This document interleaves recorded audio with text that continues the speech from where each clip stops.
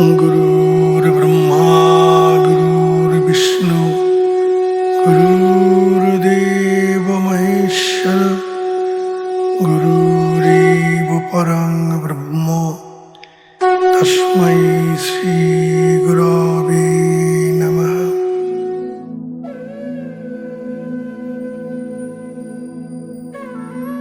জয় গুরু জয় গুরু। পরম করুণাময় গুরুদেবের নামে বেদান্ত পাঠশালার পাঠ শুরু করছি। জ্ঞান সংকলিনী তন্ত্র নামক গ্রন্থ থেকে পাঠ করে শোনাচ্ছি। অহং সৃষ্টিরহং কালপ্যহং ব্রহ্মপ্যহং হরি অহং রুদ্রপ্যহং শূন্যম অহং বাপি নিরঞ্জনম অহং সর্বাত্মিকা দেবী নিষ্কাম গণনোপম স্বভাব নির্মলং শান্তং স এবাহং ন সংশয়। আমি সৃষ্টি, আমি কাল, আমি ব্রহ্মা, আমি হরি, আমি একাধারে রুদ্র এবং শূন্যময়। হে দেবী, আমি সর্বজীবে আত্মা স্বরূপ, আমি নিষ্কাম এবং গণনাতে উপমা স্বরূপ, আমি নির্মল সদাই অবস্থান করি, ইহাতে কোনো সংশয় নাই। ব্যাখ্যা: কোনো কিছু পাওয়ার জন্য যে সাধনা, যেমন শক্তি, বিভূতি, ঐশ্বর্য, অষ্টসিদ্ধি ইত্যাদি লাভের আশায় যারা বিভিন্ন প্রকার কসরত করেন তারা সাধক। যোগী সমস্তকে তুচ্ছাতি তুচ্ছ জ্ঞান করে নিজেই সৎস্বরূপে অবস্থান বা তাতে লয় হওয়া এবং মিশ্র হওয়ায় জন্য চেষ্টা করেন। খাল, বিল, পুকুর ও নদ নদীর জল যখন সমুদ্রে মিশে পরিচয় হয় সমুদ্রের জল, অন্য নাম বর্জিত অবস্থা। জীব যে মুহূর্তে শিব হয় তখন সাধনার বিভিন্ন স্তরে যে যে দর্শনাদি বিভূতি সিদ্ধি ইত্যাদি যত প্রকার অবস্থা সেটি আর থাকে না। যখন চঞ্চল প্রাণ স্থিরত্বে উপনীত হয় অর্থাৎ শিব হয়, মন যখন বেমন হয় তখন দেখবে কে? যে দেখবে সেই মন তখন খুঁজে পাওয়া যায় না। যোগী আত্মস্বরূপ অর্থাৎ ক্রিয়ার পরাবস্থায় স্থিতিতে উপস্থিত হয় বা এই উপলব্ধি হয় যে মম তেজ অহং সম্ভব। আর উপলব্ধি হয় অহমাত্মা গুরাকেশ সর্বভূতাশয় স্থিত, সমস্ত জগৎ চরাচর ব্যপ্ত যে আত্মা, তাই আমি সূর্য, আমি ব্রহ্মা বিষ্ণু মহেশ্বর, আমি যক্ষ রক্ষ অষ্টবসু, আমি এই জগৎ সৃষ্টিকর্তা, আমি বই আর দ্বিতীয় কিছু নাই। আমারই তেজ থেকে বা জ্যোতি থেকে দেবতাদের সৃষ্টি। নিজেই যখন সর্বলোক মহেশ্বর পদবাচ্য। এই অবস্থায় যোগী ভিন্ন কোনো সাধকের উপনীত হওয়া মোটেই সম্ভবপর নয়। অম্ভ্রীন ঋষিকন্যা ব্রহ্মস্বরূপ উপনীত হয়ে আত্মপরিচয় ঘোষণা করেছেন। মহাশক্তিরূপে তার স্থিতি। অহং রুদ্রর্ভিবসু অভিশ্চ ব্যাম অহম আদির আদিত্য তরু বিশ্বদেবৈ অহং বরুণাব বিভস্মর্ম অহম ইন্দ্রিয়াঙ্গী অহমশ্চ নভ। আমি রুদ্র, আমি অষ্টবসু, আমি আদিত্য, আমি বিশ্বদেবতা, আমি মিত্র বরুণ, আমি ইন্দ্র অগ্নি অশ্বিনী কুমারগণকে ধারণ করি ইত্যাদি। দেবরূপ দুর্গে যিনি অবস্থান করেন তিনি প্রাণ বা দুর্গা। এই প্রাণ স্থির প্রাণ। যতক্ষণ প্রাণের চঞ্চলতা থাকে ততক্ষণ 3 গুণের দ্বারা 24 তত্ত্বের দ্বারা জগৎ সংসারে আমি কর্তা বা আমার ভাব থাকে। তখন সেই প্রাণ স্থির অচঞ্চল শিব স্বরূপ হবে। তখন যোগী নিজেই তৎস্বরূপে রূপান্তরিত হয়ে স্বয়ং ভগবান পর্যবসিত হন এবং ভগবানের যে যে শক্তি, বিভূতি, ঐশ্বর্য বা যা সমস্ত কিছু যোগীর করায়ত্ত হয়। কিন্তু একটা কথা আছে, অপরিমেয় শক্তির অধিকারী হয়েও সেই শক্তির ব্যবহার যোগী করেন না বা প্রকৃতির অধীশ্বর হয়েও প্রকৃতির নিয়মের মধ্যে হস্তক্ষেপ করেন না। এখানেই তার বিশেষত্ব। Swamiji, if I will, I can crush the Himalaya, এরা পারে, কিন্তু যোগ শক্তিকে সেই কাজে না লাগিয়ে লোক কল্যাণে, জীবের কল্যাণে দেহ থাকেন। যেমন সাপের খোলস সাপেরই আকৃতি নিয়ে গড়ে থাকে, সেইরূপ হাড় মাংসের খোলসটা থাকে মাত্র। বক্যমান তন্ত্রগ্রন্থের এই শ্লোকটুকু যোগের পরাবস্থার কথা মহেশ্বর বলেছেন। এইসব গুরু কৃপায় সাধন সাপেক্ষ ও নিজ বোধগম্য স্বরূপ। বেশি লেকচার দিয়ে বই লিখে বোঝানো যায় না। সমস্ত শাস্ত্রে ছাদে ওটার সিঁড়ির বর্ণনা আছে। ছাদে উঠে কি কি দেখা যায় তা নেই। গীতার বিভূতিযোগ 19:42 শ্লোক এরই প্রতিপাদ্য বিষয়। জিতেন্দ্রিয় ভবেৎ শূর ব্রহ্মচারী সুপণ্ডিতা, সত্যবাদী ভবেদ ভক্ত দাতা ধীর হিতরতা, ব্রহ্মচর্য তপমূলং ধর্মমূলং দয়াস্মৃতা, তস্মাৎ সর্বপ্রযত্নেন দয়া ধর্মং সমাশ্রয়েৎ। অনুবাদ: ইন্দ্রিয়কে যিনি জয় করেছেন তিনি ব্রহ্মচারী এবং দেবতা। তিনি জ্ঞানী, সত্যবাদী, দাতা এবং শান্ত, সর্বলোকের মঙ্গল সাধনে সদা ব্যাপৃত আছেন। ব্রহ্মচর্যই সমস্ত তপস্যার মূল, দয়া সমস্ত ধর্মের মূল। অতএব যত্নের সহিত দয়া ধর্মের আশ্রয় গ্রহণ করিবে। ব্যাখ্যা: আমাদের 10টি ইন্দ্রিয় নিয়ে ঘর করতে হয়। পঞ্চকর্মেন্দ্রিয় বাক পাদ পানি পায়ু পুস্ত, পঞ্চকর্মেন্দ্রিয় চক্ষু কর্ণ নাসিকা জিহ্বা ও ত্বক। এই 10 ইন্দ্রিয়ের দ্বারা মন বশীভূত, বা মন এই সকল ইন্দ্রিয়ের রাজা। মনের নিজস্ব কোনো কর্ম নাই, মলিন বুদ্ধির পরামর্শে সর্বদা কাজ করে থাকে। প্রতিটি ইন্দ্রিয়ের দশা 10 গতি, অর্থাৎ 100 ভাবে। এরাই কৌরব পক্ষ। যেহেতু মনের নিজের কোনো ফাংশন নাই, অর্থাৎ কর্ম নাই, তাই অন্ধমণি ধৃতরাষ্ট্র দেহস্বরূপ রাষ্ট্রকে, অর্থাৎ কামনা বাসনাময় জগতের, তিনি এই মনই হচ্ছে রাজা। শাস্ত্রে আমরা পাই মন ঐব মনুষ্যনাং কারণং বন্ধমুখ্যায়। প্রবৃত্তি অবস্থায় কৌরব পক্ষ। মনের এই প্রবৃত্তি অবস্থা সহ 10টি ইন্দ্রিয় পঞ্চতন্মাত্রা সূক্ষ্মভাবে এই ইন্দ্রিয়গুলিকে পরিচালিত করে। যতক্ষণ মন চঞ্চল ততক্ষণ বহির্মুখী ভাব। গীতায় শ্রী ভগবান বলেছেন, ইন্দ্রিয়াণি প্রমাতিনি হরন্তি প্রসবং মন। ইন্দ্রিয়াণি সাধকের অজান্তে মনকে হরণ করে সংসারের কাজে লাগায়। সেই কারণে যোগী সদা সর্বদা সতর্ক। তারা মনকে প্রতিনিয়ত শাসন করেন, যাতে করে নিমেষের মধ্যে মনের অধোগতি না হয়। সর্বদা নিত্যানিত্য বিচার করতে হয়। আজ যার মধ্যে সৌন্দর্য, রূপ, আঙ্গিক, সৌষ্ঠব, ভোগের পরিপূর্ণ উপাচার আপনি দেখছেন, সেই নারী দেহ 15-20 বছর পরে গলিত কুঞ্চিত পক্ষকেশ, জরা ব্যাধি কবলিত। কোথায় তার মনোলোভা রূপ, কোথায় তার ভোগের ডালি? ভবিষ্যৎ রূপ চিন্তা করে মনকে শাসন করতে হয়। আজ যাকে আপাতত সুখ লালসায়, মনের উদগ্র কামনায় পতঙ্গের মতো নারী রূপ বহ্নিতে আহুতি দিতে চলেছি, তার পরিণাম কোথায়? জগতের কিছুই অবিনশ্বর নয়। এই দেহ একদিন বাঁশের মাচায় উঠবে।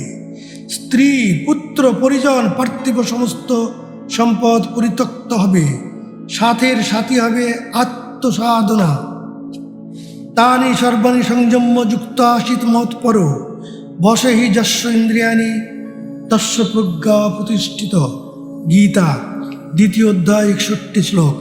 সেই কারণেই সর্বদা মনকে সংযত করে আমাকে, অর্থাৎ আত্মাতে যুক্ত হওয়া চাই। যার সমস্ত ইন্দ্রিয়াদি বসে আছে, তারই প্রজ্ঞা প্রতিষ্ঠিত হয়েছে। মন সূক্ষ্মাদপি সূক্ষ্ম, একে ধরা খুবই কঠিন। শ্বাস প্রশ্বাসকে ধরা সোজা। তাই যোগী প্রাণায়াম সাধন দ্বারা চঞ্চল মনকে বসে আনেন। মন বসে এলেই কুলকুণ্ডলীর ঊর্ধ্বগামী হয়। এক বিশেষ প্রক্রিয়ায় ব্রহ্মজ্যোতি দর্শন হয়। সেই জ্যোতিতে যদি সর্বদা মনকে নিবদ্ধ রাখা যায়, সময়ান্তরে মনের নিরালম্ব ভাব আসবে। এই ভাবই ব্রহ্মচারী অবস্থা। এই অবস্থায় ইন্দ্রিয়ের চাপল্য থাকে না, তজ্জন্য এই জিতেন্দ্রীয় অবস্থা। যোগীরাজ বলেছেন জিহ্বা উঠने से इंद्रियों दमन होता है। এই টেকনিক অনুযায়ী খুব শীঘ্রই ইন্দ্রিয়ের চঞ্চলতা তথা মনের চঞ্চলতা কমে আসে। প্রত্যেক যোগী দেবতা, কারণ প্রতি চক্রে চক্রে পরিভ্রমণকালে সেই চক্রের দেবতাগণ যোগীর সহায়ক হয়। প্রতি চক্রের দেবীগণ যোগীর সাথে একীভূত হয়ে যান। দেবতারাও আরাধনা করছেন। যোগীরাজও বলেছেন ক্রিয়াবাণী দেবতা। সাধক যখন এই প্রকারের দেবত্বে উপনীত হবে, স্বভাবতই তার মধ্যে দৈবী ভাব সকল আসবে, যেমন দয়া, মায়া, স্নেহ, করুণা, সত্যবাদিত্ব, স্থিরত্ব, জ্ঞান এবং সর্বজীবের মঙ্গল কামনা। এই পর্যায়ের যোগীর দেহ থেকে একটা অন্ডাল জ্যোতির্মণ্ডল বের হয়। আরও উচ্চে যারা মাথার চারিদিকে বোঝে জ্যোতির্মণ্ডল দেখা যায়। ব্রহ্মচর্যই তপমূল অর্থাৎ প্রাণায়াম সাধন দ্বারা সর্বদা ব্রহ্মণ্য জ্যোতিতে উপবাস করাই সাধনার শ্রেষ্ঠ সাধনা। সর্বজীবে এক সনাতনী প্রেম দয়া আসবে, মনে হবে আমার মধ্যেই অখিল ব্রহ্মাণ্ড নিহিত। কিন্তু যাহা কিছু দেখছি সবই আমারই রূপ। যে দিন ভিখারি মেডিকেল কলেজের পেছনের রাস্তার ফুটপাতে ডাস্টবিনের পাশে কঙ্কালসার ক্ষুধায় অচেতন অবস্থায় প্রখর মার্তণ্ড তাপে তাপিত হয়ে ভূসজ্জা ধারণ করে আছে, সেও আমি। তাকে দেখে যদি প্রকৃতই চোখে জল বুকে ভাসে, সেই বেদন পরমাত্মার কাছে পৌঁছবে। এই ব্যক্তির প্রতি দয়া বা করুণা তার আত্মার ঊর্ধ্বগতিতে সাহায্য করবে। সর্বভূতস্থ আত্মনাম সর্বভূতানি চ আত্মনি ইক্ষতে যোগ যোগাত্মা সর্বত্র সমদর্শিন। ষষ্ঠ অধ্যায় 29 শ্লোক গীতা। এইভাবে সমস্ত সৃষ্টি প্রকরণ মধ্যে যে নিজেকে দেখেন, নিজের মধ্যে অখিল ব্রহ্মাণ্ডকে দেখেন, তিনিই প্রকৃত সমদর্শী, সদাই আত্মায় যুক্তভাবে আছেন। প্রতিদিন যোগী সাধনে বসার আগে সকল দেবগণে তৃপ্তি লাভ করুন, সকল ঋষিগণ তৃপ্তি হোক, সকল অপঘাতে মৃত ব্যক্তির আত্মার ঊর্ধ্বগতি হোক, এই বলে তর্পণ করবেন। কলিতে সত্য কথাই একমাত্র সাধনা। যে সত্যকে আশ্রয় করে তার অন্য কি করবার দরকার হয় না। সত্যকে ধরে থাকলে দয়া সহ ব্রহ্মচর্য অবস্থা লাভ হয়। ব্রহ্মচর্যই সমস্ত সাধনার মূল। দেবী উবাচ যোগেশ্বর জগন্নাথ উমায়া প্রাণবল্লভ বেদ সন্ধ্যা তপোধ্যানং হোমকর্ম কুকলং কথম। ঈশ্বর উবাচ অশ্বমেধ সহস্রাণি বাজপেয় শততানি চ ব্রহ্মজ্ঞানং সমং পুণ্যং কলাং না অর্হন্তি ষোড়শীম সর্বদা সর্বতীর্থেষু তৎফলং লভতে শুচি ব্রহ্মজ্ঞানং সমং পুণ্যং কলাং না অর্হন্তি ষোড়শীম। মহাদেবী কহিলেন, হে যোগেশ্বর, হে জগতের নাথ, হে আমার প্রাণবল্লভ, বেদ সন্ধ্যা তপস্যা ধ্যান হোম ও কুল ধর্ম কি, কৃপা করি আমাকে সেই জ্ঞান দান করুন। মহাদেবীর প্রশ্নের উত্তরে জগৎগুরু মহেশ্বর কহিলেন, সহস্র অশ্বমেধ যজ্ঞ শত শত বাজপেয় যজ্ঞ করিলেও ব্রহ্মজ্ঞানের নিকট তাহা ষোড়শ ভাগের এক ভাগ নয়। ব্যাখ্যা: মহেশ্বর ব্রহ্মজ্ঞানের প্রাধান্য দিয়েছেন, কিন্তু প্রশ্ন হচ্ছে ব্রহ্মজ্ঞান কি, কোথায় এবং কেমন করে পাওয়া যায়, এই জ্ঞান লাভ করতে হলে কি হয় ইত্যাদি বহু প্রকার প্রশ্ন মনে আসা স্বাভাবিক। মহেশ্বর বলিলেন, সহস্র অশ্বমেধ যজ্ঞ, বাজপেয় যজ্ঞ, তীর্থ ভ্রমণ এইসব করেও ব্রহ্মজ্ঞান লাভ হয় না। এই ব্যাপারে পূর্বে অনেক আলোচনা হয়েছে। বাহ্য কোনো ব্যাপারই অপ্রাকৃত স্তরে যায় না। বাহ্য সাধন দ্বারা ব্রহ্মজ্ঞান লাভ হয় না। এগুলি বাহ্য প্রকরণ মাত্র। তবে হ্যাঁ, বাহ্য সাধনেরও প্রয়োজন আছে। আধার বিশেষের প্রথম অবস্থায় জপ, পূজা, কীর্তন এগুলি দ্বারা চিত্ত শুদ্ধ হয়, স্বভাবের পরিবর্তন হয়, বিশ্বাস ও ভক্তি দৃঢ় হয়, অনাদিমণ্ডল পরিপাকের ক্ষেত্রে সহায়ক হয়, সাধনার অনাদিবল পরিপাকের ক্ষেত্রে সহায়ক হয়। সাধনার ক্রমোন্নতির পথে মানুষ তাকে লাভ করবে। যত দিনে হোক, যত জন্মে হোক, অভয় ব্রহ্মপদ লাভের পথে নিয়ে যাবেন স্বয়ং মহাশক্তি। এটা তারই দায়িত্ব।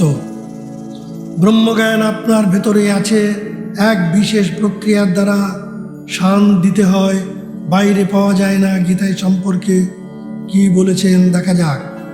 ন বেদ যজ্ঞোধ্যায়নৈ ন দানৈ ন চ ক্রিয়াভির ন তপবীরুগ্রৈ।